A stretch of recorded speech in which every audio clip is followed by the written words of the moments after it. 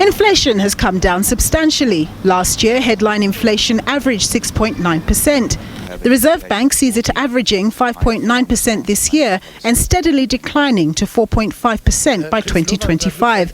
But there still remain a number of risks to the inflation outlook. These include higher energy prices, concerns around the impacts of geopolitical developments, climate change issues, as well as the relatively weak rand exchange rate, although the rand has strengthened somewhat in recent sessions. And therefore, the Reserve Bank's communication on its current approach remains fairly consistent. The battle against inflation is far from being won, both here at home and globally, which we discuss in some detail in this edition of the Monetary Policy Review.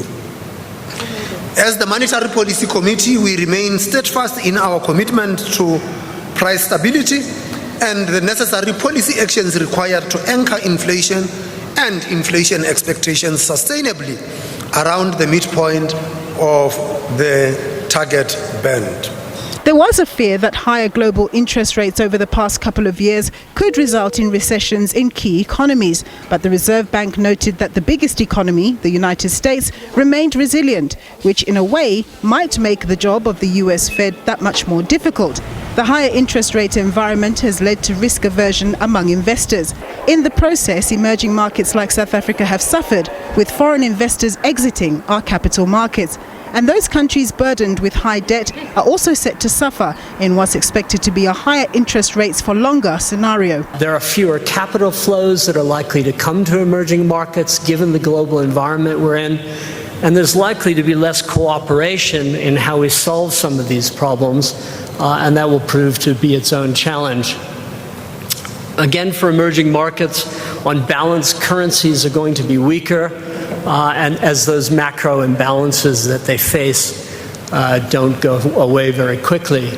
After having raised interest rates by 475 basis points since November 2021, the Reserve Bank's quarterly projection model forecast suggests that the current level of interest rates will likely be sufficient to help bring the inflation rate down to the midpoint of 3 to 6% inflation target range over the medium term.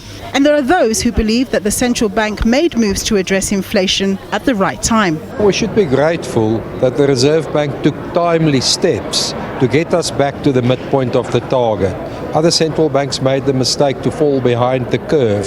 So we must compliment the Reserve Bank for what it did in getting us back. But the Reserve Bank must also focus on inflation expectations. So we need to get both inflation and inflation expectations back to the midpoint, and the Reserve Bank will use interest rates for that. The hope then for those burdened with debt whose debt cost repayments have spiked in the past 2 years would be that the interest rate hiking cycle has come to an end. Some economists are talking about interest rates starting to come down in the second half of 2024. Our own assessment is interest rates have peaked.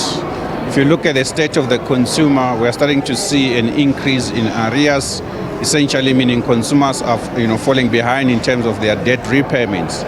If you look at retail sales, they are contracting in real terms. But also if you just look in terms of where inflation is, closer to the midpoint, even though there are some shocks that might be coming from fuel prices, overall we expect inflation to remain within the target band over the medium term. The Reserve Bank has previously pointed to load shedding as a debilitator of economic growth, but says it's been adjusting its view of the threat as load shedding has lessened and will continue to do so as additional capacity comes on stream. But it's also pointed to the country's poor logistics as another curb on growth, adding that structural reforms need to happen with haste in order to improve the prospect of meaningful economic growth in the country. Nompumelelo Siziba, SABC News, Johannesburg.